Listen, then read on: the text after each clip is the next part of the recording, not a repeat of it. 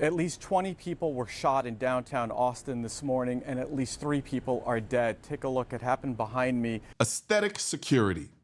It's a term I use to describe the warm and fuzzy feeling you get when you see a line of squad cars parked under the neon lights of a city street. You think, I'm good. I'm even guilty of this.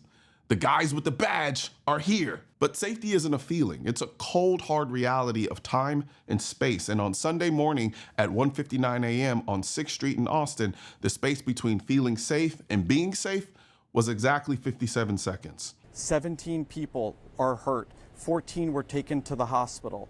3 are in critical condition, and 3 people were found at the scene dead. I'm very thankful for the speed with which our public safety officials responded to this.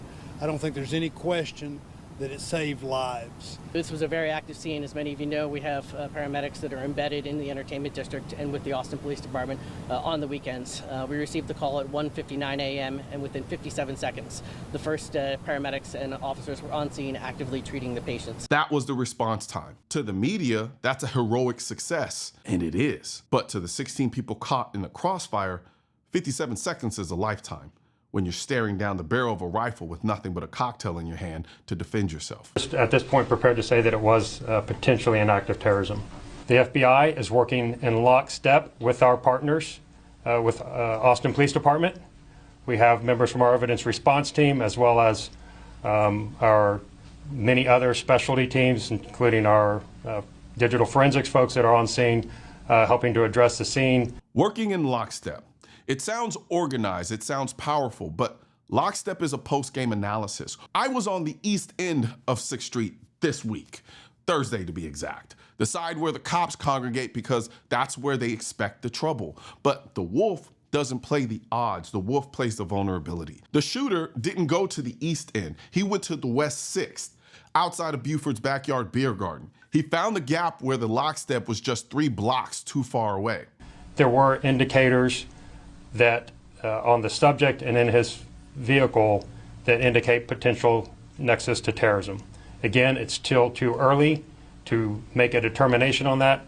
That's why we are investigating it very closely with our partners with Austin Police Department. The FBI is being careful, but the evidence isn't. The shooter was reportedly wearing a Property of Allah hoodie and an undershirt with the Iranian flag. They found a Quran in his SUV. This happened less than 24 hours after the US and Israel launched an Operation Epic Fury against Tehran. We are officially at war, and for years we've been warned about sleeper cells and radicalized sympathizers right here on our soil. We're told the war is over there, but Sunday morning proved that over there is now right here. Now, I want to be very clear about what I'm saying next. I'm not advocating for anyone to carry a firearm while they're drinking or getting drunk at a bar. What I'm saying is that in this current global crisis, your lifestyle has to reflect the reality of the threat. If you're a part-time carrier, someone who carries 50% of the time, or only when you're going to bad neighborhoods, you're leaving a gap that a predator like this shooter is looking for.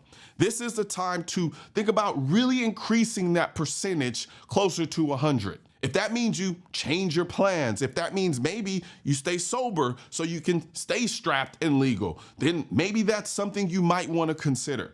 You never know when or where a sleeper cell is going to decide to bring the front lines to your doorstep. You don't get to choose the time of the attack, but you do get to choose your level of readiness. Under the law, specifically Warren v. DC, the police have no legal duty to protect you specifically. Their duty is to the public at large. When the shooting starts, the only person with a legal or moral duty to protect your life is you. The police did their job, and they did it well. Police responded quickly. They say that they had engaged with the suspect, who is now dead. They killed the threat, and in a very short time, I will admit. But they weren't the first responders. The victims were. Don't mistake police presence for your own personal safety. The wolf doesn't attack the shepherd. He attacks the flock that thinks the shepherd is just around the corner. One thing's for certain and 2 things are for sure. Politicians and tech giants don't want gun content to be recommended to you. And we're all fighting this culture war together. Now, you can help do your part by liking, commenting, subscribing to the channel, but most importantly, sharing this video with at least one person. Together we can stop the suppression of our 2A rights. And don't forget to click the link in the description section of this video for the products that I mentioned in this video.